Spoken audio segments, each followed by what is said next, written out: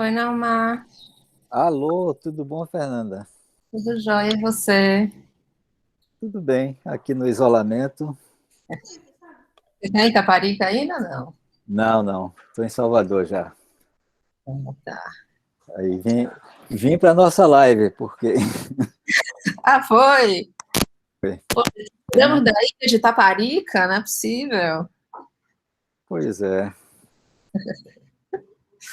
Esperar um pouquinho, acho que o Zé Ricardo não entrou ainda, Ah, mas ele já está entrando, que ele já deu notícia aqui no chat. tá certo. E essa quarentena que não acaba nunca, hein?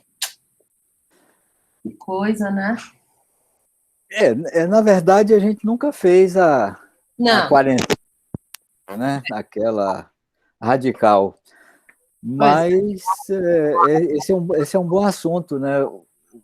Essas parcialidades, esses recortes que foram fazendo, foi erro atrás de erro, né? Pois é, e aí fica interminável, né? A situação É. realmente. E Enfim. aí, pois é, aí eu vi que Euclides acabou de entrar, a gente falando em quarentena, essas coisas, é a cara de Euclides, né? Zé Ricardo chegou também. Rico, Olá, bom dia a todo mundo. Bom dia, Namar. que Vamos. alegria. Bom dia. Alegria nossa. Vamos começar, gente, porque a gente tem tão pouco tempo e para aproveitar o máximo possível, ainda mais agora que eu fiquei sabendo que a gente tirou Naumá da ilha de Taparica, então a gente tem que aproveitar muito, né? Tem que tirar muito Naumá. Então, Ah, eu vou Tudo só bem, Namar? rapidamente, Nelson, tudo bom? vou só dar boas-vindas e para todos. A gente está começando hoje o nosso seminário. Como a gente começou o ano passado, a gente está tendo essa sessão de abertura com o convidado. E eu acho que sempre nesse espírito de debater esse ponto que é tão importante para a formação, né, que é da formação acadêmica, a produção científica, né, o debate, a crítica, a concordância, a discordância, enfim, estimular vocês, alunos, a, por favor, se inscreverem para apresentar os projetos de vocês. A gente ainda tem alguns buracos não preenchidos, e é muito importante que isso seja feito logo, para que a gente possa definir os debatedores, tá? Lembrando que o nosso foco aqui é a discussão do método, dos projetos, com um foco na metodologia. Então, Naumar, super obrigada, super bem-vindo. Eu passo para o Zé Ricardo, que vai hoje coordenar aí os trabalhos, tá bom? Obrigada. Ok. Bom, em primeiro lugar, dar as boas-vindas ao Namar, né? Pedir desculpas por retirá-lo da ilha de Itaparica. E dizer que é uma grande alegria para a gente aqui no departamento ter o Namar. Namar é, né, para os pós-graduandos mais jovens, é um antigo parceiro nosso aqui no departamento, de muitos anos.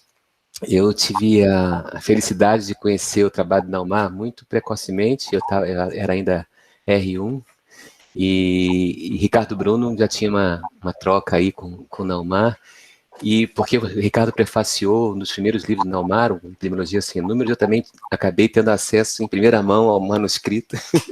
Então, e desde então, o Naumar tem produzido, né, muito intensamente livros, não só, né, de caráter mais autoral, reflexivo, mas também livros técnicos, inúmeros artigos, né, aqui no exterior, e, e por essas felizes coisas do destino, eu agora estou na tarefa de eu prefaciar um livro que Naumar vai lançar proximamente, relançar, na verdade, né, numa versão mais ampliada, La Ciência Tímida, lá com a Universidade de Lanús. Então, ter a oportunidade de ouvir Naumar hoje aqui para a gente é um grande privilégio e sempre, né, uma grande alegria, né? Então, eu passo a palavra para o Naumar, né, e as pessoas, então, que quiserem, enfim, se manifestar, fazer perguntas e tal, para o debate final, aí se apresentem no chat, tá bom? O José vai me ajudar aí a controlar as inscrições, tá bom? Naumar, por favor. Tá bom, bom, obrigado. A palavra que eu estava começando a falar foi alegria, realmente é uma alegria reencontrar algumas pessoas e conhecer pessoas novas, mas entre essas algumas pessoas, aí eu queria já, assim, declarar aí um carinho imenso aí. Lília já me fez uma mensagem aqui agora, bem-vindo. Estou vendo o Mário aqui também. E na lista eu vi, assim, passando o nome de Euclides, né? Euclides chegou, não apareceu, aí já falei com o Nelson. Agora, a culpada dessa nossa conversa é Fernanda, né? Aí, a total responsável, então, o que a gente avançar foi por causa de Fernanda. E tudo que for problema é minha responsabilidade, né? Então, o que Fernanda me pediu foi para falar um pouco, e também, assim, de um modo bem assim, aproximado, e aqui é uma conversa, de fato, sobre uma questão que eu acho que está premente e está ficando preocupante. Essa questão já foi levantada em uma daquelas discussões na Ágora, em que eu estava com o Zé Ricardo discutindo sobre a questão da teoria na pandemia. Essa pandemia tem uma certa disputa do que é a verdade. E eu posso até antecipar, o que eu vou argumentar é que a ciência não é capaz de descobrir a verdade, porque não há uma verdade a ser descoberta. Ela vai produzir uma série de afirmações que podem ou não ser verdadeiras. Essa é uma posição não há nenhuma novidade nisso, não tem, assim, eu diria, nada inédito nessa discussão. Pode até aparecer na nossa conversa algo original, mas é algo que mudou o pensamento sobre a ciência durante o século XX, mas essa posição não é uma posição do século XX. É uma posição desde o começo da ciência, tem um certo discurso subterrâneo sobre a ciência, levantando essa certa dúvida sobre a capacidade da ciência de descobrir verdades. E aí chegamos a um certo, eu diria, no segmento que pensa a ciência dessa forma, da ciência como um produto cultural, da ciência como um produto histórico, chegamos a um certo consenso de que a ciência produz suas verdades. E isso incomoda nesse momento, porque outras fontes de narrativas, de discursos, também estão dizendo que produzem verdades. E aí a questão qual seria a verdade verdadeira, se vocês me perdoam a redundância.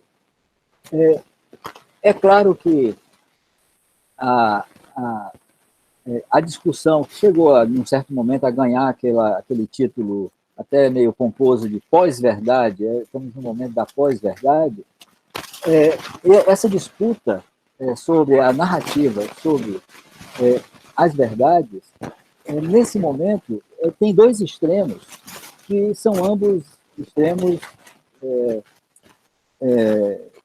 de difícil, digamos, difícil tratamento, esses dois extremos. Um deles qualquer um pode dizer sua verdade. E, ao fazer isso, toda uma possibilidade de chamar de verdade e, inclusive, chamar a ciência para apoiar crenças, e a palavra crença pode ser usada, inclusive, numa reflexão sobre a própria ciência, porque a ciência também produz crenças, e, por outro lado, uma certa restauração da posição de que a ciência é uma descobridora de uma verdade existente. Então, nesse discurso sobre a pandemia, em toda essa construção imaginária acelerada que a pandemia está, de alguma forma, impondo sobre todo esse universo de comunicação que estamos imersos, né? essa discussão é uma discussão que precisa ser digamos, reanimada, por um lado, precisa ser retrabalhada e precisa ser qualificada. Porque o argumento de uma certa epistemologia, que a gente pode chamar assim, uma epistemologia realista, agora realista crítica. Essa certa epistemologia traz para essa nossa discussão um tema que seria talvez até um elemento de discussão, que é o modo como a ciência produz suas verdades e por que esse modo de produção de verdades da ciência teria algum estatuto mais realista, mais concreto, do que as designações de verdade para afirmações que resultam de um processo que é muito diferente do da ciência.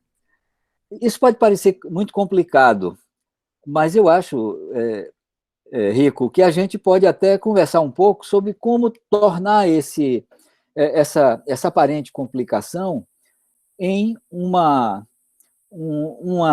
discussão com mais clareza e precisão desse estatuto histórico, cultural, narrativo da ciência, sem que ela precise abdicar de alguns dos seus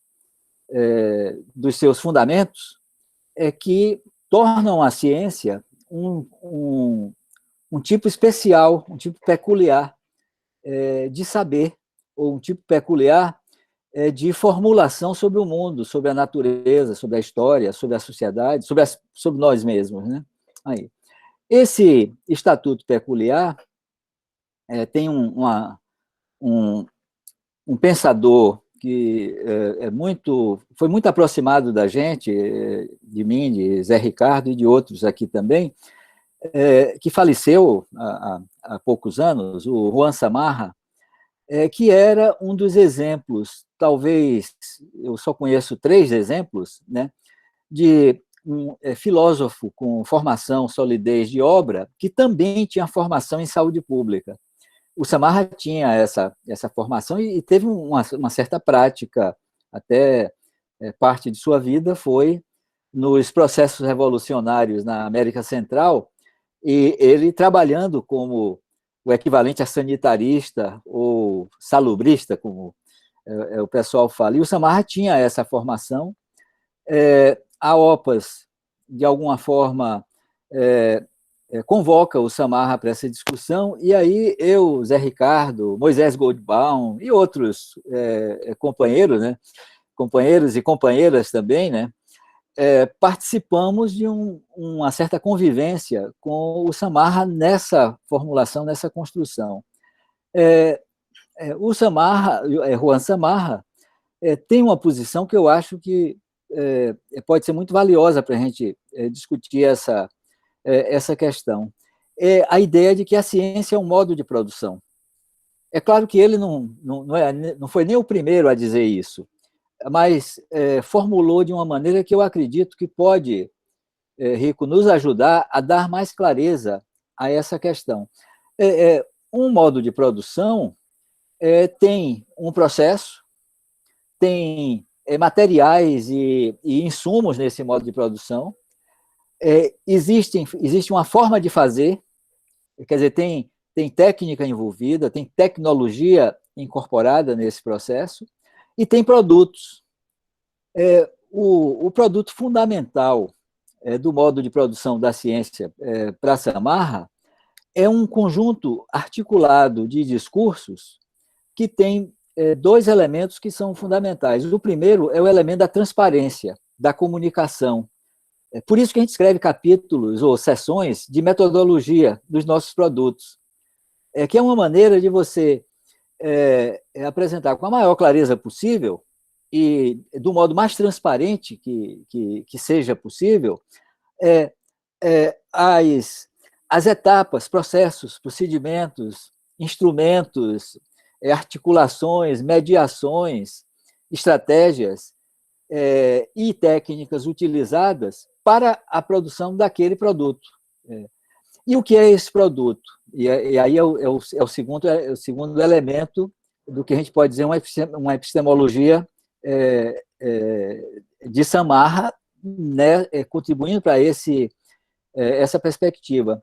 Esse produto é um dispositivo que é simultaneamente discursivo, mas também é um dispositivo de comunicação especial para comunidades ou redes de sujeitos que também realizam aquela produção dentro daqueles parâmetros e critérios. E esse produto, ele, até por sua conexão com a questão da transparência, ele é um produto de comunicação submetido, por definição, à crítica. Quer dizer, à crase crítica. Né? E essa crítica é uma crítica qualificada por sujeitos que validam continuamente esse produto. Então, até numa perspectiva histórica da ciência, é uma prática social que, claro, como todas as práticas sociais, tem uma emergência, ela inicia num certo momento, tem formuladores que narram esse início, ela tem uma evolução histórica que vai se adensando como instituição da cultura ocidental. Então, é claro que existem outras culturas, modos de produção de saberes, mas o modo de produção do saber que terminou sendo chamado de ciência, e a palavra ciência é usada até mais recente nessa história, né, tem um elemento de institucionalidade e de abertura, de transparência, de comunicação, e fundamentalmente de intercrítica, tem uma intersubjetividade, quer dizer, entre sujeitos que ocorre essa crítica, que é formalizada e institucionalizada em redes de organismos que se reproduzem para fazer isso. Por exemplo, inicialmente eram academias, né? A universidade chega tarde nesse processo, mas chega. Sociedades científicas. O século XIX foi assim o século de constituição de sociedades científicas para tudo, né? Revistas ou veículos de comunicação, divulgação. Termina, e aí já é na virada do século XIX para o XX, a invenção de instituições que são feitas para fazer ciência, para produzir ciência, são especializadas em produzir ciência. E aí o mundo, já nessa virada do século XX para o XXI, tem uma enorme diversidade de constituição, não é nem dessa rede ou desse sistema, mas dessas redes e desses sistemas, porque não somente se multiplicam, mas também se diversificam e se especificam. E aí tem um processo também que valeria uma discussão até mais aprofundada, dessa diversificação ou especiação dos fazeres científicos, né? E só para finalizar esse pequeno introito, que aí eu vou gostar de discutir e espero contribuir nessa discussão, o que está, nesse momento, em causa é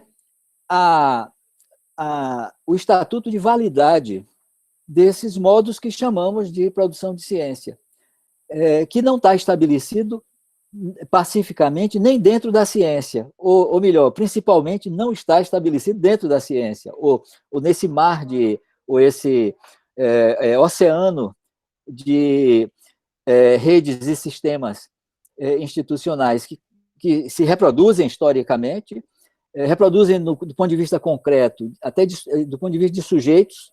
Isso aqui, isso que estamos fazendo, é um ato de reprodução em um certo segmento de uma das redes que se constituiu nessa história, onde formas de validação são referenciadas e referendadas com essas estratégias de produção de verdade, né?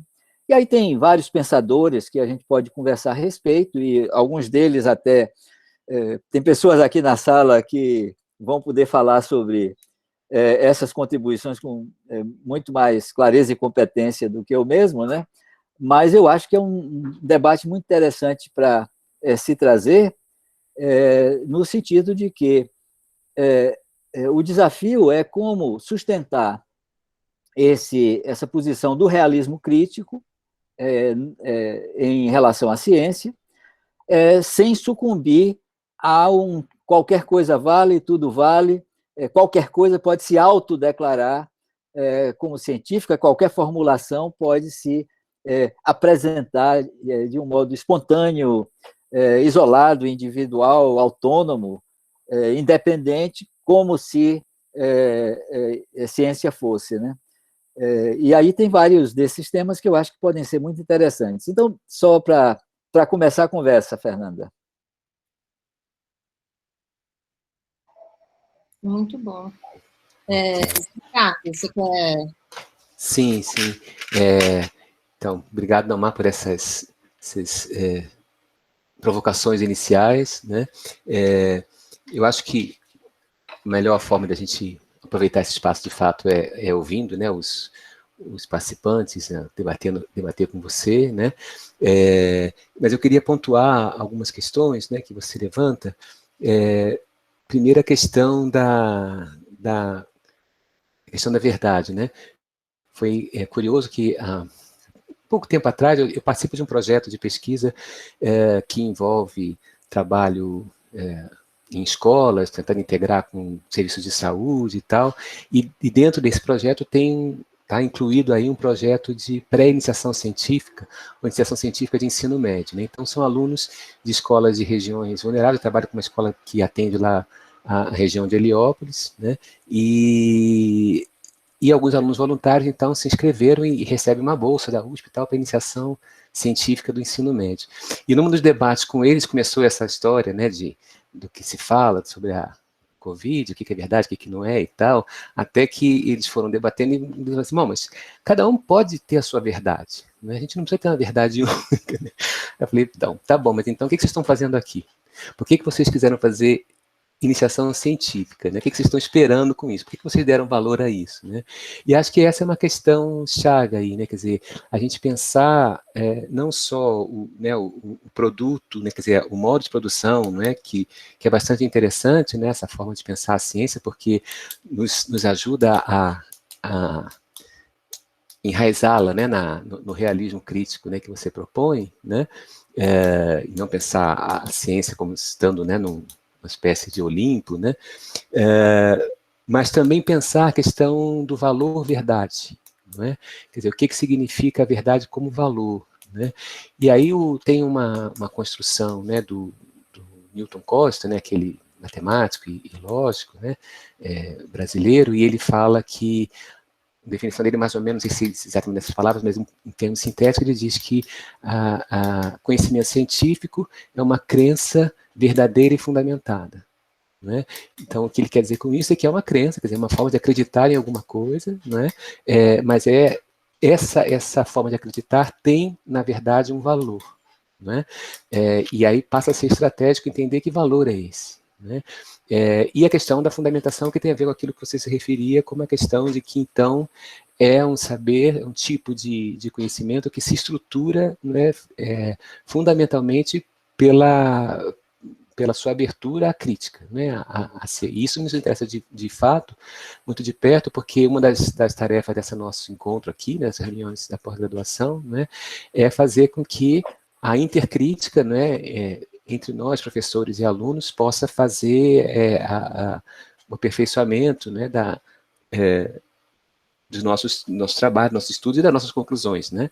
Certamente, embora nossa ênfase principal aqui seja quase sempre o processo, né? O método, né? E que é fundamental exatamente porque o método que ele se propõe é ser essa possibilidade da intercrítica, né? Quer dizer, de que ainda que eu tenha uma crença, não é, muito forte, não é, e instruída pelo valor verdade, não é, eu sou necessariamente obrigado a compartilhar isso através de um certo caminho pelo qual eu cheguei a ela, né? E isso, aí reside um papel importante da ciência, né? Mas aí a gente entra na velha discussão, né? Quer dizer, velho desafio, né? De como fazer com que o modo como a ciência se institucionaliza, né? E vai criando nesses métodos, né, modos de produção, né, que vão sendo transformados então em sinônimos da ciência, né, como isso pode não ser um obstáculo a esse exercício crítico, né, que está na ideia germinal da ciência como um tipo de conhecimento da nossa civilização ocidental moderna, né. E aí, só para uma última provocação também para o debate, que tem muita gente aí querendo falar, né, a questão mesmo dessa perspectiva, né, do Estatuto de Validade, então, para conseguir chegar, né, nessa intercrítica, né, a questão do papel da retórica, né, que é alguma coisa que tem sido bastante discutido atualmente nos Science Studies, né? Que se privilegiou na perspectiva do logos, a perspectiva da lógica, né? Mas a retórica acabou sendo colocada para um plano do puro convencimento, né? E não como parte desse processo de interação, né? Que pode, inclusive, levar à crítica também, né? E não um convencimento por aquele aspecto quase caricato, né, que se colocou de enganar o outro, né, quer dizer, quando a gente fala hoje em dia em retórica, isso é retórica, a gente está dizendo assim, né, que é palavrório vazio, né, quando a ideia de retórica aqui no sentido aristotélico forte é a ideia de construção de uma interação que não é baseada estritamente na lógica, não é, mas na capacidade mesmo de criar empatia, né, criar caminho comum, né, até para o exercício da lógica, né? Então é um pouco isso que eu queria também jogar aí nesse caldeirão de questões. Mas tem já gente inscrita. Josevan, você pode me socorrer aqui com a ordem? Oi, professor. Primeiro tem o Helder, e na medida que for surgindo mais alunos, a gente vai colocando, e a professora Fernanda e o professor Nelson também querem falar. E Lília, e também a professora Lília também se inscreveu, e Yuri também acabou de se inscrever. Eu estou colocando aqui a ordem no chat, aí... Isso, Yuri acabou de se inscrever. Então, primeiro Helder, depois Yuri. Vamos lá, Helder. Olá, bom dia, professores e professoras. Muito obrigado pela fala. Eu fiquei conjecturando aqui, levantando alguns pressupostos na minha cabeça enquanto ouvia o professor Naumar falar, e para mim foi muito interessante essa percepção da ciência enquanto um modo de produção, né? Que tem todas as suas etapas que a justificam enquanto um modo de produção.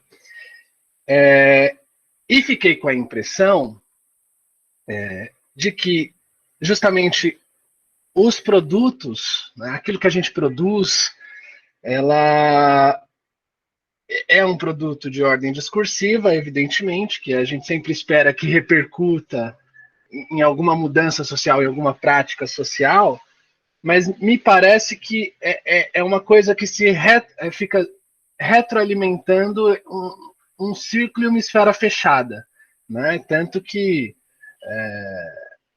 está sempre em pauta essa questão da ciência não alcançar, né, a sociedade. Parece que a universidade está num elísio, né, e a sociedade à parte. A gente tem essa impressão. E eu acho que passa por aí também, porque esses produtos realmente eles ficam nessa esfera que acaba se retroalimentando, porque aquele que faz a crítica, que a valida, que acha bom, que acha ruim, é também dessa esfera. Mas é assim também que funcionam as instituições, né?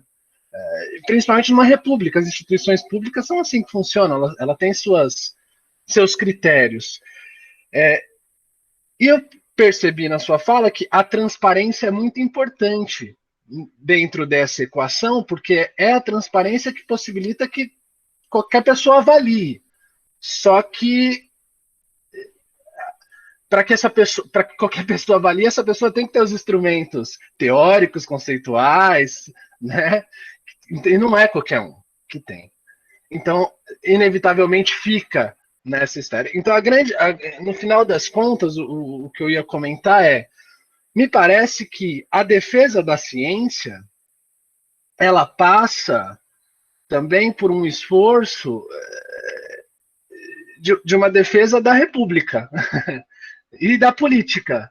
Porque a crise na política que a gente vivencia fatalmente levou as instituições abaladas, desde o judiciário, que é atacado, né? As instituições estão sendo atacadas. E, consequentemente, a universidade também, porque ela é uma instituição pública. Então, a crise na política é uma crise na ciência. E aí, eu posso estar enganado ou não, mas me parece que esse resgate à credibilidade, para a gente não cair nesse relativismo, passa por uma restauração e uma estabilidade política. Então, não sei se mas foi isso que eu fiquei pensando enquanto você falava. Se puder comentar alguma coisa, eu agradeço. Só isso, gente. Obrigado. Yuri. Não, mais uma pergunta e depois você responde, ou você prefere uma? Acho que é legal, né? Tá. Então, mais o Yuri e depois a gente volta com o Naumar. Olá, professor, bom dia. Eu sou Yuri, eu sou doutorando no departamento, sob orientação da professora Lília, e acho que a minha pergunta tem um tanto a ver com a pergunta do Helder também. Eu fico pensando, principalmente pensando nos seus escritos sobre epidemiologia clínica, né, como essa proposta de uma certa cientificização da clínica, né, e que vai desembocar em propostas do tipo medicina baseada em evidências, etc., nessa proposta de tornar a clínica, tentar cientificizar ela.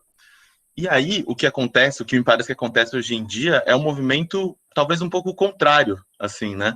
Quer dizer, aparece uma pandemia e aí, de repente, a sociedade vê que, a ciência não é tão rápida assim como a gente achava, né? Ela não dá respostas tão imediatas que nem a gente esperava, e aí parece que vem um movimento contrário, assim, que por exemplo, embora não tenham evidências científicas, aparecem aí médicos e propostas, mas eu administrei, de fato, hidroxicloroquina nos meus pacientes e eles se curaram, assim, então, quer dizer, não tem evidências científicas, mas para aquele sujeito, naquela pequena amostra, aparece uma evidência clínica de que aquilo poderia funcionar. Então, eu queria saber como você pensa, assim, essa tensão, porque me parece que cada vez mais existe uma tensão, ou, né, na verdade, acho que sempre existiu, de fato, assim, né, uma tensão entre a prática e a ciência, né, entre a prática concreta e o abstrato, os conhecimentos abstratos da ciência. Sempre teve essa tensão. Eu queria saber se, dentro das coisas que você escreveu, você abordava mais essa tensão da ciência tentando, de alguma forma, colonizar a clínica, se você viu um movimento contrário ou ao mesmo processo, como que você tem visto isso? Obrigado. Naumar, se quiser dar uma primeira retomada aí, depois a gente continua. Tá certo. Não, as questões estão bem no ponto. Bom, deixa eu começar por esse tema da clínica, até porque, com a pandemia, a gente está verificando um fenômeno que eu não esperava ver na minha vida, né? Aí, de repente, todo mundo é epidemiologista. A coisa mais charmosa do país é a epidemiologia, né? E gente que sempre, eu estou dizendo gente assim, não pessoas, né, mas perfis, né, que teria uma dificuldade imensa de pensar epidemiologicamente, vai para a mídia e se apresenta como epidemiologista, né?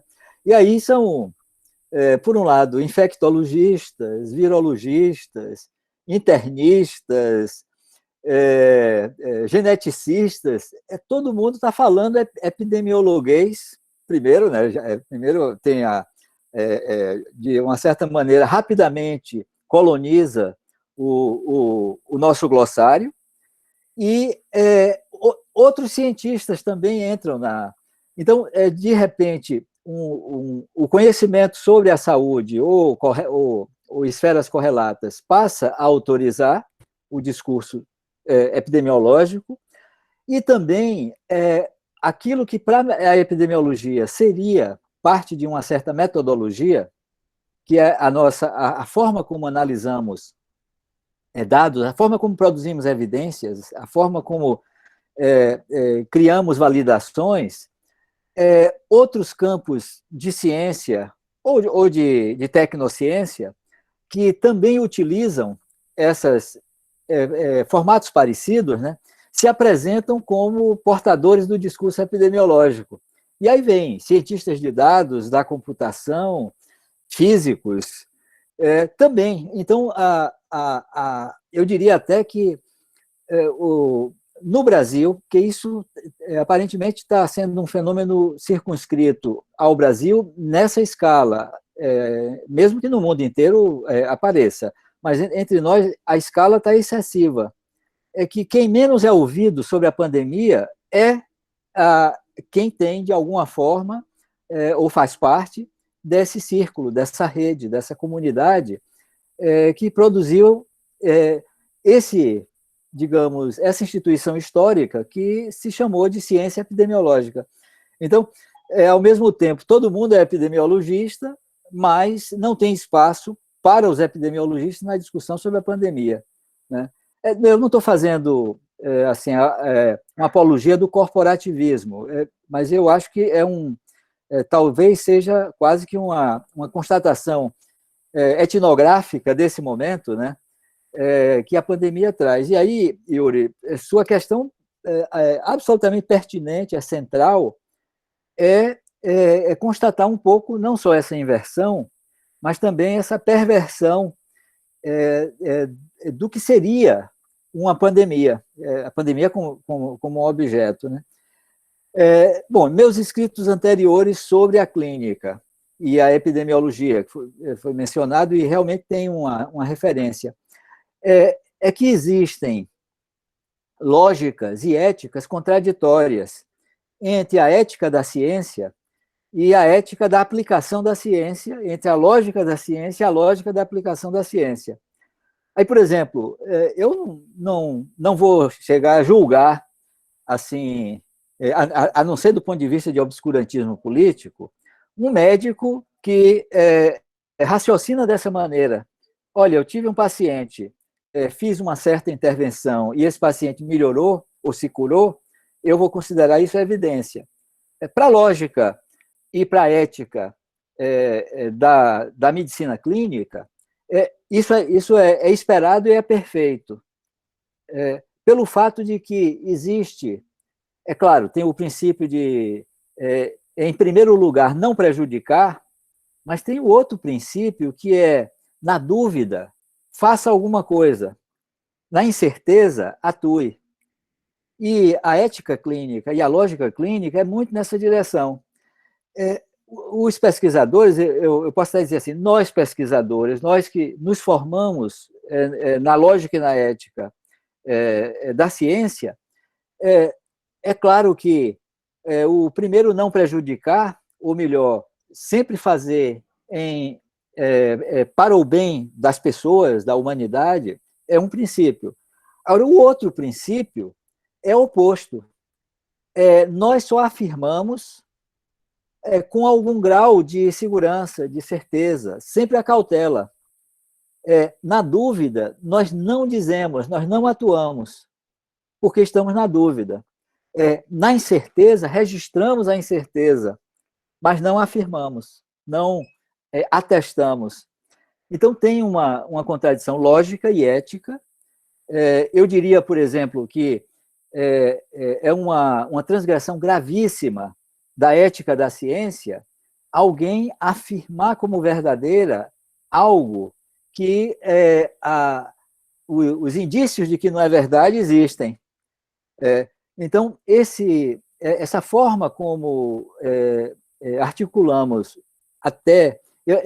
não é nem uma questão só analítica ou metodológica, é uma questão de princípio. É algo que já faz parte daquilo que a gente pode dizer a visão de mundo científica, ou da subcultura científica, implica uma incorporação desse conjunto de valores. É claro que em áreas que têm interface, ou melhor, superposição, aí, por exemplo, a pesquisa clínica é evidentemente um espaço de contradição entre essas duas lógicas, elas vão se bater nesse espaço. A política é um espaço de contradição entre o que sabemos ou temos como constatação, construção, produção das ciências humanas e sociais versus os interesses, as funções, as políticas, macro e micro e necro nesse momento, né? Então, seria um pouco uma reflexão e agradecendo você ter recuperado essa questão e indicando que a gente... eu estou tentando agora ser específico sobre a nossa situação. Reagir contra uma ação clínica, chamando de negacionismo, é algo que, para aquele interlocutor, na verdade, é uma aplicação de sua lógica e de sua ética. Então, é um diálogo que eu acho que a gente precisa estabelecer de uma maneira, até fazendo uma certa autocrítica, de que o confronto que temos exercido, realizado, operado, não vai contribuir para uma mudança nesse processo, uma mudança nessa relação. E aí eu vou para Helder. É político.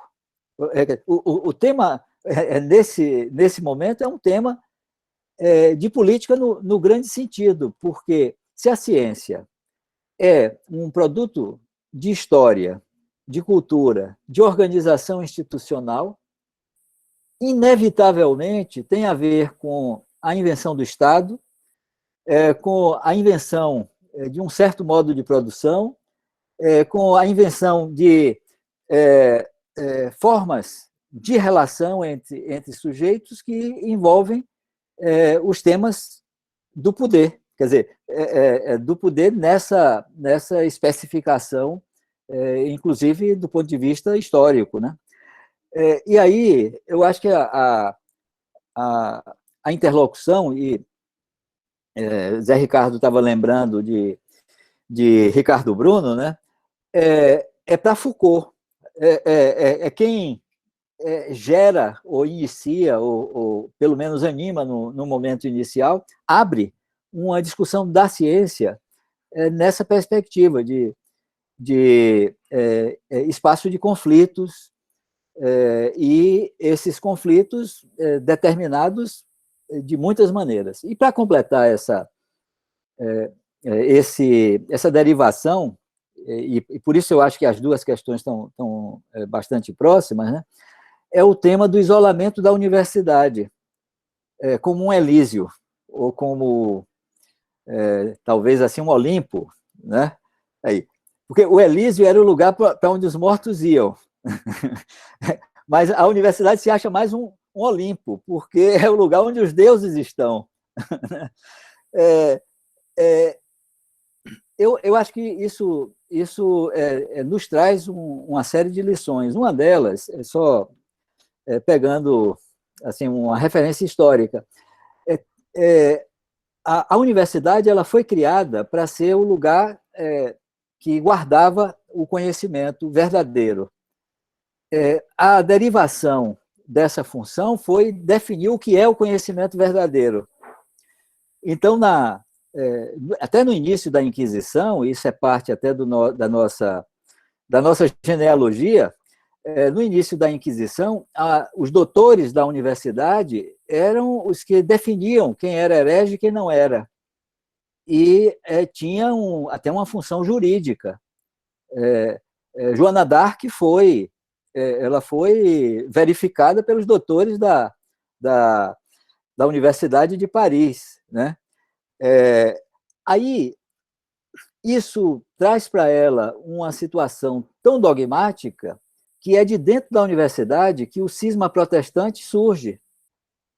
E as universidades são os primeiros lugares desse grande dissenso histórico, a ponto das universidades inglesas elas terem sido definidas como lugares da teologia nova, da teologia não submetida ao Vaticano. Com o Renascimento, pelo lado católico, as universidades são tomadas, na verdade geram, porque a Companhia de Jesus começa na Universidade de Paris, mas a corporação, a Companhia de Jesus, ela toma as universidades no mundo mediterrâneo e as diferentes denotações protestantes tomam diferentes universidades no mundo anglo-saxão, germânico, né? Pois bem, séculos 16, 17 e até o século 18, a universidade rejeitava a ciência, apesar de alguns exemplos, poucos, de ciência ser feita na universidade. O fato de Galileu Galilei ou Newton terem sido professores universitários não quer dizer que a instituição universitária era uma instituição fomentadora da ciência. Agora, aí a grande virada do século XIX é a assunção da universidade, ela se tornar, ela recuperar, reconquistar seu espaço de produção da ciência. Me perdoem a digressão, mas eu acho que exatamente essa referência à Torre de Marfim, que separa do mundo, que produz na universidade no mundo esse efeito que Elda chamou de Elísio e eu estou brincando chamando de Olimpo, né? Mas que no Brasil assume uma feição muito própria, claro, né? Somos um contexto próprio, né? E a gente retraduz uma série dessas mensagens e dessas linhagens de uma maneira muito especial. Então, temos diferentes Olimpos e alguns Elísios também, porque tem muita gente que morre e continua morta, né, aqueles zumbizões, né, e estão nas universidades aí, né, mortos falando e escrevendo, né, mas de qualquer maneira. E aí vem aquela pergunta, eu estou na USP agora, né, de vez em quando eu fico pensando, poxa, fazem essa pergunta sempre, né? Meu Deus, por que é que a sociedade nos abandonou, né? Por que não estão botando orçamento para a gente? Por que os políticos estão nos atacando? E por que estão invadindo? Eu acho que tem uma certa história a ser revista, a ser revisada, a ser de modo muito transparente, né? Onde foi que eu errei, né? Onde foi que erramos, né? Eu não sei nem se é uma questão de erro, mas está muito no nosso próprio contexto histórico que nesse momento está sendo efetivamente assediado, ameaçado, agredido, e curiosamente, se vocês me permitem, né, eu estou fascinado pelo silêncio sobre isso, sobre essa questão, né? É algo que eu estou assim, querendo até entender um pouco, espero que até hoje vocês me ajudem a entender um pouco, né? Obrigado pelas perguntas, ótimas. Acho que a gente pode passar para o bloco dos professores. Eu não sei se teve alguma inscrição de aluno aí no meio. Acho que não, né? Então, Nelson, Maria Fernanda e Lília. Bom, Naumar, obrigado por estar aqui no nosso webinário inaugural aqui do ano letivo. É sempre um prazer ter você aqui com a gente. É uma pergunta bastante simples. Na verdade, em parte, eu acho que você até respondeu um pouco agora, mas assim, eu fiquei pensando um pouquinho aqui, enquanto você estava debatendo, nessa questão da verdade, da pós-verdade, e aí a gente tem uma situação hoje, né, do negacionismo, né, fake news, são variantes aí de todo esse conjunto, mas eu fiquei pensando um pouco aqui a gente, enquanto cientista, talvez até por uma postura eu não sei se individual ou do próprio conhecimento científico, a gente tem sempre esse cuidado, né, ao falar de verdades, né, a gente não coloca, não, é isso. A gente sempre coloca com um grau de incerteza, tudo, né, tem um grau de incerteza, a gente até trabalha com intervalos de confiança, né, se a gente quiser ser quantitativo aí em alguns aspectos. E isso não são noções muito simples, né, assim, para o cidadão comum, vamos dizer. E talvez isso esteja um pouco no cerne. Claro que acho que tem outros vetores aí que levam essa polarização, né, esse negacionismo, acho que tem outras questões, mas acho que isso contribui também. E eu fiquei pensando, assim, será que, né, se a gente pensasse em longo prazo, mas assim, por um lado, a volta do ensino de filosofia, que, por exemplo, meus irmãos, né, tiveram durante a sua formação secundária, né, era parte do currículo da escola pública, e eu já não peguei, por exemplo, essa fase. Mas, assim, a incorporação desses conteúdos de filosofia, e principalmente de produção de conhecimento, né, do que é ciência, como se faz ciência, dos seus limites, principalmente.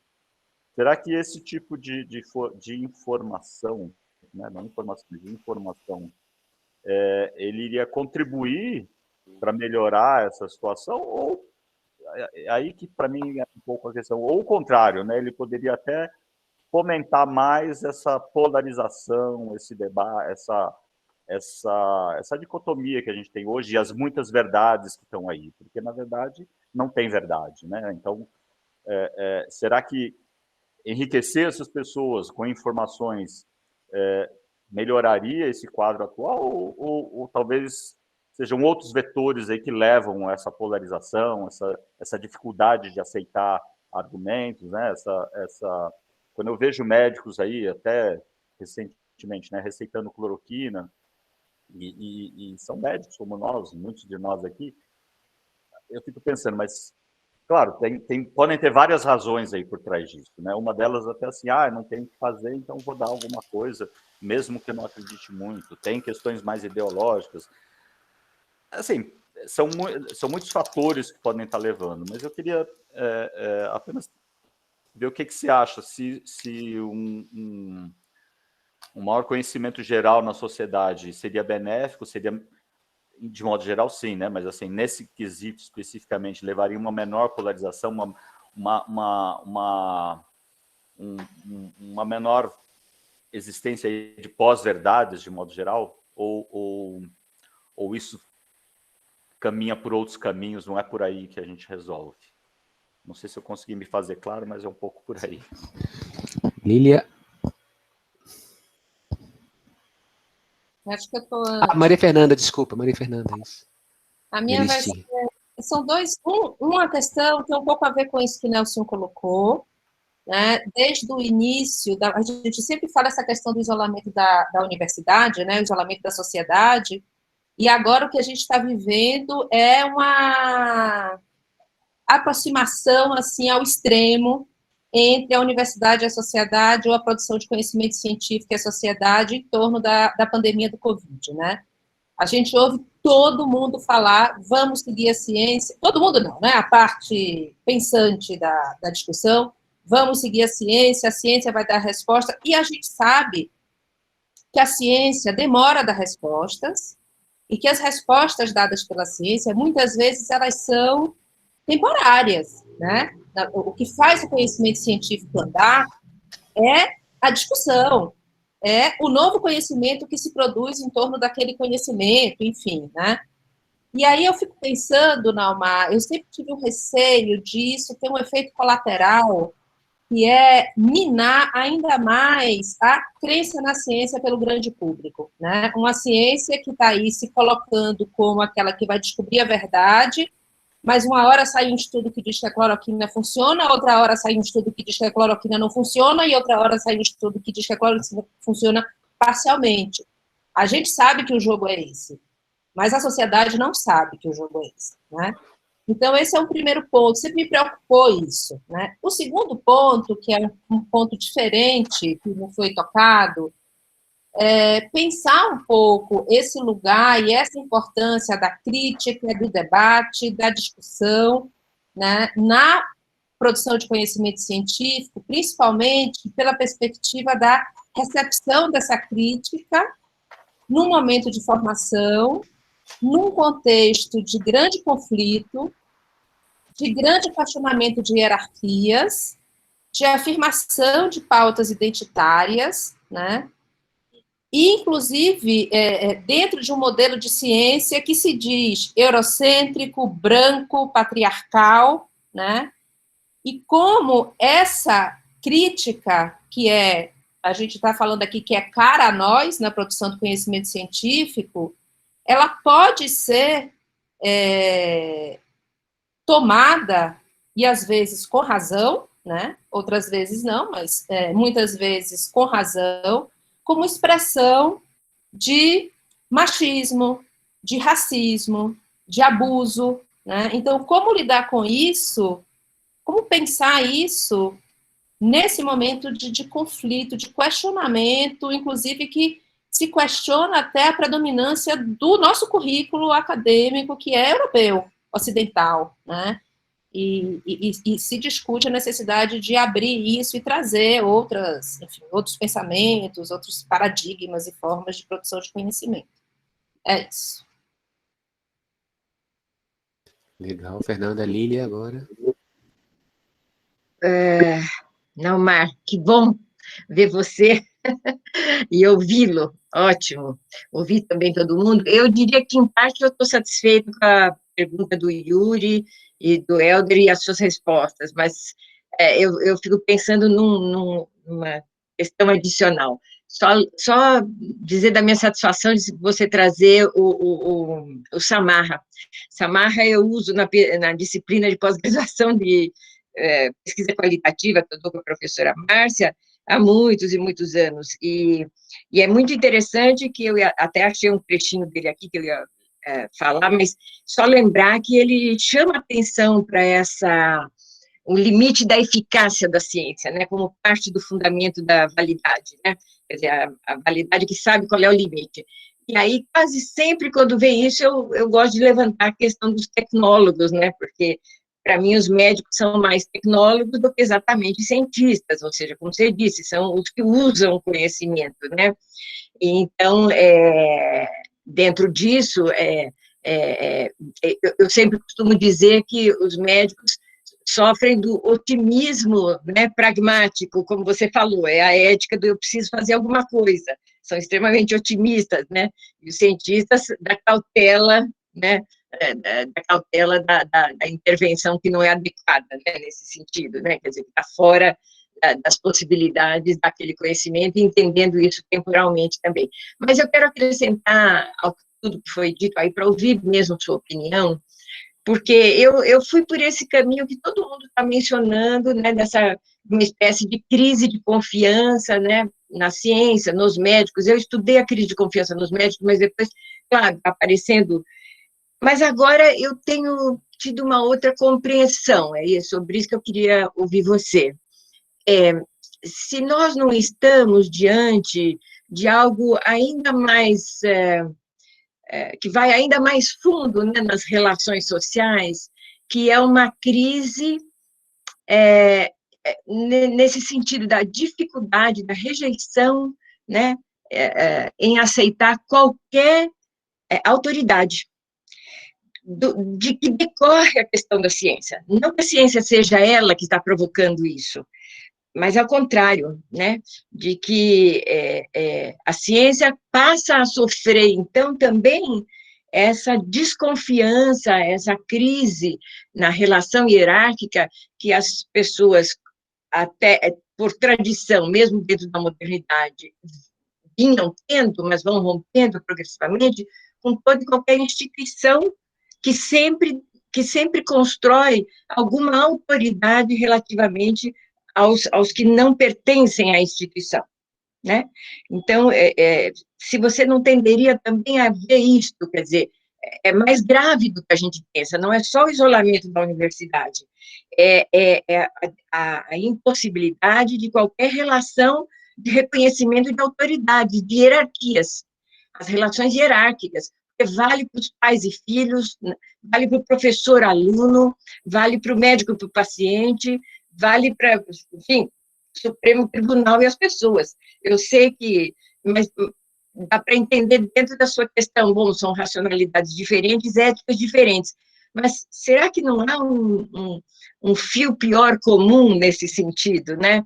Que é essa rejeição a toda formulação que não se identifique ao estritamente pessoal, no sentido que é o que cada indivíduo pensa, né? E pensa baseado num conjunto de informações, não necessariamente tendo uma reflexão maior sobre as informações, né? É quase que na sua formulação de senso comum, ou seja, eu sei que Samarra levanta muito a questão da importância do senso comum para a ciência, só que agora a autoridade do senso comum sobre qualquer outro tipo de autoridade. Eu não sei, eu gostaria de ouvir você um pouco sobre isso. Tá, então, para a gente fechar esse bloco, Naumar, porque a gente já vai estar chegando no nosso limite de tempo, né? Uma das alunas também se inscreveu, a Marina, se ela pudesse fazer a sua questão também, você já responde em conjunto para a gente fechar, tá bom? Oi, gente, bom dia. Eu queria fazer uma intervenção bem rapidinha, vai bem no sentido do que a professora Lília falou. Então dá para ser breve. É isso, eu acho que esse debate sobre ciência no fundo, um debate sobre autoridade, né? Inclusive, eu estava ouvindo um podcast do professor David Harvey recentemente, que ele levanta justamente essa questão, qual é o limite da ciência dentro da autoridade, e assim, E também vai no sentido da mesma questão do professor Ricardo Aires, né, assim, de como que a gente valora o conhecimento científico. Eu entendo, eu sou do direito, assim, então eu entendo que, partindo daquela ideia liberal de que a gente funciona dentro de um contrato social, a ciência pelo menos no mundo que a gente entendia antes, de bolsonarismo, de negacionismo, ela tinha uma autoridade para si, né? A gente tinha um sistema meio que aceito, social, de validação do conhecimento científico e de realmente colocá-lo numa posição de autoridade. Mas daí, o que eu fico na dúvida é justamente se a gente consegue rediscutir isso dentro da institucionalidade que está acordada, né? Porque qual que é o sentido da crise que a gente está vivendo? É uma crise do contrato social propriamente dito, a gente não aceita mais a institucionalidade que está colocada, então talvez não seja um debate que a gente consiga fazer, da forma democrática que a gente tem concebida, né? Porque, e aí, o que a gente pode contrapor, então? Porque, se for o caso de perguntar para as pessoas qual é o papel que você acha que a ciência deve ter, e as pessoas falarem que a ciência não deve ter um papel maior do que o senso comum e a opinião popular, como que a gente se contrapõe? A gente pode se contrapor apenas a partir de uma ideia super utilitarista de bem comum? Que é isso, é uma ideia utilitarista, sim, precisa se impor porque menos gente vai morrer. Para mim parece óbvio, mas é uma ideia utilitarista, economicista, né? Uma ideia de conta. É uma conta matemática que você faz, isso deve prevalecer porque menos pessoas vão morrer. Mas e se as pessoas discordarem? Existe um espaço para a gente chegar a um acordo na institucionalidade que está colocada? Ou vocês pensam que é uma coisa que, na verdade, a gente precisa rediscutir o pacto social que está colocado? Porque, enfim, nesse momento que a gente está, eu me sinto um pouco num beco sem saída. Era essa a pergunta / intervenção. Obrigada. Não, você tem alguns minutos para fazer uma abordagem que seria uma série de seminários, né? Realmente, Rico. Cada pergunta é um seminário, até uma sugestão. Se vocês acharem bom, a gente pega cada uma dessas perguntas e faz um pequeno evento e, quem sabe, até com desdobramentos, né?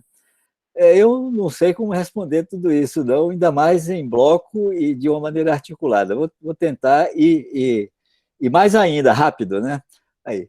Mas eu vou selecionar, para começar, a questão que Fernanda traz. Acho que é uma das coisas, assim, talvez mais difíceis nesse momento, porque se articula com a questão da crise de legitimidade que Lília traz, é o fato da ciência ser inapelavelmente, indiscutivelmente, sem dúvida, um produto eurocêntrico da cultura ocidental, de uma Europa que produz e utiliza a ciência até para a emergência de um modo de produção geral que tem efeitos políticos e históricos, que é o tal do capitalismo, né? Isso que a gente chama de ciência é produto, efeito e também elemento estruturante do capitalismo, através de uma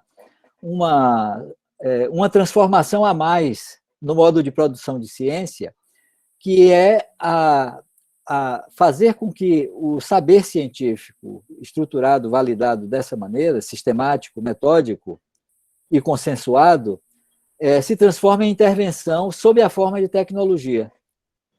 Então, Marina, o pacto social que persistiu por pelo menos 2 séculos é um pouco essa troca entre os benefícios que a tecnologia traz para a sociedade, justifica um investimento no escuro na produção da ciência. Esse foi uma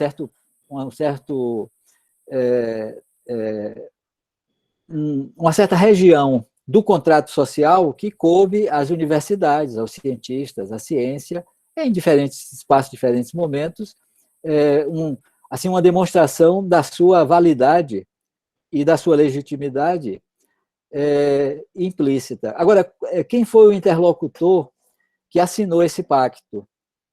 Foi uma ordem política estabelecida após a Revolução Francesa e restauração em outros países, né?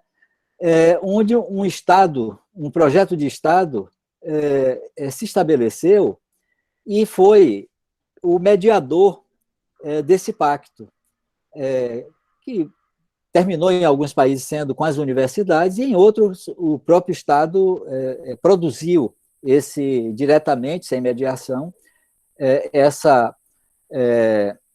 esse papel social, essa missão social. Eu acho que aí tem realmente uma questão fascinante de história, né?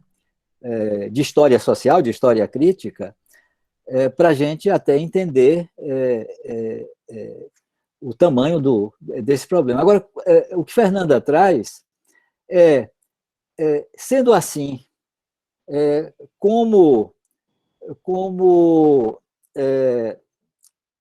acolher a crítica correta de que a ciência é colonizadora, que é uma crítica correta, a ciência é colonizadora. As tecnologias que os conquistadores utilizaram para os genocídios no mundo inteiro foram tecnologias científicas, balística, química, física, navegação, tudo isso é tecnologia derivada dessa grande onda, e uma tecnologia que demonstrou uma superioridade destrutiva em relação a pessoas, no caso a nações, a povos, mas também em relação à natureza. E eu acho que, não só pelas questões políticas, mas também pela sobrevivência planetária, esse modelo encontra limites, né?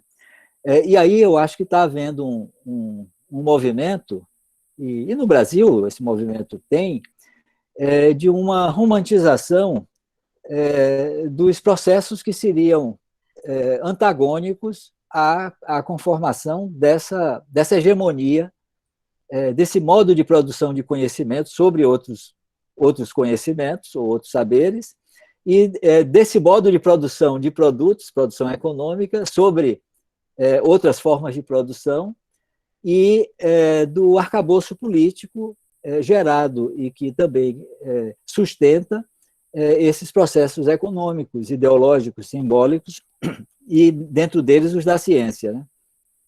Aí tem uma discussão fascinante, que eu não vou ter chance de entrar, e reforço a sugestão e me põe à disposição até para ajudar a construir fóruns que desmembrem cada uma dessas questões. A de Nelson sobre formação assim, crucial para a gente entender isso aí. Agora, só para fechar, eu vou fechar voltando. Essa é uma estrutura de estilo retórico clássico, né, Rico? Voltar ao começo, né? E o começo é a maneira como a questão que Fernanda trouxe em relação ao questionamento da ciência do ponto de vista identitário. E eu acho que a gente está numa discussão difícil, porque os movimentos identitários fixam identidades e não trabalham processos de identificação. O tema da identidade, que contribui para, por exemplo, certas opressões serem recuperadas, algumas remediadas, outras, de algum modo, pelo menos reconhecidas, né? Essa mesma identidade, essa identidade fixada, é o que produz o outro, produz o inimigo, o antagonista. E esse inimigo é aquele que é tudo que nós não somos. Então, cria dificuldades de diálogo de um lado a outro e reforça essa divisão de ódio que tanto nos incomoda. Quer dizer, nós fomos criados na vida e nas instituições para o diálogo. Mas como dialogar com quem não compartilha absolutamente nada do nosso referencial? Isso para um bolsonarista, mas serve também para alguém que nega, ou pelo menos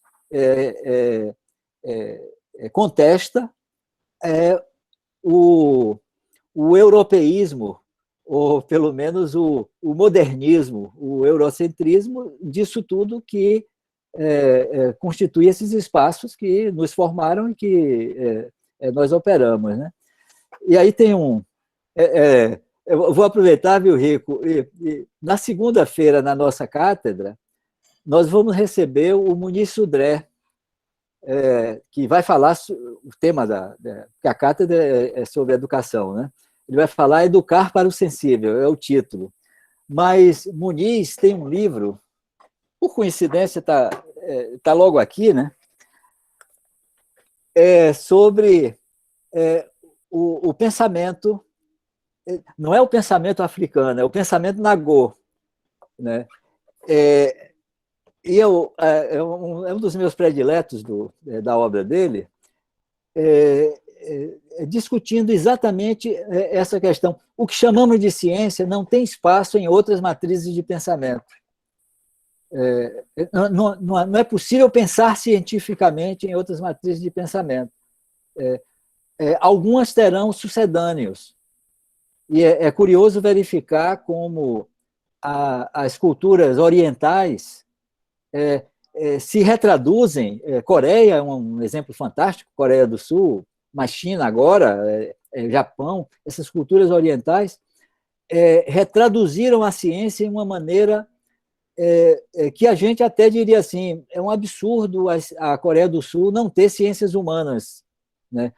Para você ter um grande filósofo coreano, o cara tem que ir para Berlim, né? E a tradução da ciência utilitarista, que produz, inclusive, repercussões políticas autoritárias. Realmente, Marina, é uma discussão incrível a ser feita, é evidente, sem alcançar respostas, mas, pelo menos, o que é trazido é um certo incentivo a gente tentar compreender como essa questão identitária,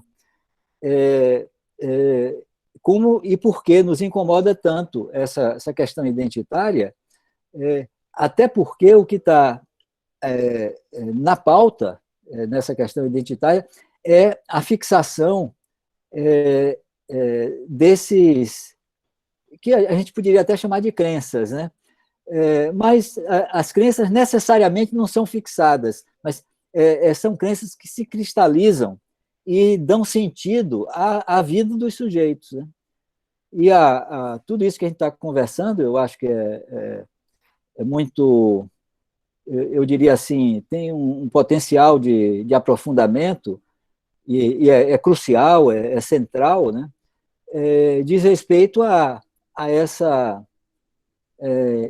esse momento no mundo, mas entre nós ele tá mais dramático, porque eu vou dizer uma coisa que pode até produzir uma polêmica boa para que a gente prossiga depois, né? É que muitos dos efeitos do processo de libertação de sujeitos e de emancipação de sujeitos, de trazer sujeitos para esses espaços coletivos, inclusive mercado de consumo, para as universidades, para assim trazer à luz, trouxe também elementos extremamente fundamentalistas e obscurantistas da visão de mundo desses segmentos que, à distância, podiam ser romantizados, mas que, na convivência, a gente verifica que são valores difíceis para nós todos compartilharmos, né? Então, essa constatação de que, durante 14 anos, fizemos um processo político gerenciado, de governança, de inclusão social massivo. 60 milhões de pessoas entraram nesse mundo significativo do ponto de vista econômico e também político. E aí estamos verificando que, junto com os 60 milhões, vieram crenças, fantasmas, atitudes, preconceitos, repressões, supressões, violência, muita violência, né? E agora a gente está tendo algum grau de dificuldade de lidar com tudo isso, né? Pois é. Pois é isso, Rico. Diga aí. Questões muito instigantes, e acho que a gente pode sim dar consequência a essa ideia de promovermos outros seminários, trazendo você de volta aqui, para retomar alguns desses temas que são bastante importantes. Porque a gente tem a prática de fazer esse seminário a discussão dos projetos dos pós-graduandos, mas também intercalar com alguns seminários científicos em que a gente traga, então, questões, né, obras e tal, para discutir. Então, Naumar, mais uma vez, super obrigado, né? Como sempre, muito instigante, muito provocador e muito elucidador de uma série de questões, né? E agradecer também a todos que participaram do debate, dizer que com certeza foi uma manhã muito produtiva. Então, eu vou, infelizmente, ter que encerrar o nosso encontro hoje. Obrigado. Deixa eu só dar uma palavrinha em nome da coordenação da disciplina, agradecer, que sou eu, a professora Patrícia, a professora Maria, e em nome da CCP também, que a coordenadora é a Márcia. Naumar, super obrigada, e você falou muitas vezes, então, você se dispõe a dar seguimento, então você vai dar seguimento, a gente vai entrar em contato com você e vamos marcar aí uma série de discussões que eu acho que vale a pena. E eu vou adorar, enfim, ter você... Naumar foi meu orientador do coração. Então, vai ser ótimo. Olha, eu falei e tal, eu estou querendo participar de debates que vocês vão organizar. E se eu puder ajudar, inclusive, a convidar pessoas, e algumas delas eu acho que estão próximas, né, para contribuir, outras pessoas, porque alguns desses temas seguramente extrapolam muito, até um pouco, meu foco de conhecimento. E eu queria aproveitar rápido, viu, para uma saudação carinhosa a Maria, que eu não tinha visto no começo, e Moisés, viu? Um abraço assim de décadas, viu, Moisés? Aí. E olha, à disposição, viu, Fernanda? Muito obrigada. Eu atrasei um pouco, mas estou aqui. Tchau. Não, Mário, eu não assisti tudo, mas está gravado, eu tive problemas, entrei mais tarde, mas é uma satisfação ouvi-lo e realmente esse final foi brilhante. Eu acho que a sua participação aqui nos seminários que o pessoal vai montar, eu acho importante. Um grande abração. E, como você disse, o Corisco vive. Explique o que é o Corisco. Tchau, tchau. Obrigada, gente. Obrigada, Naumar. Obrigado, Naumar. Obrigado. Tchau, até mais. Tchau, tchau, gente. Tchau, Naumar. Obrigada.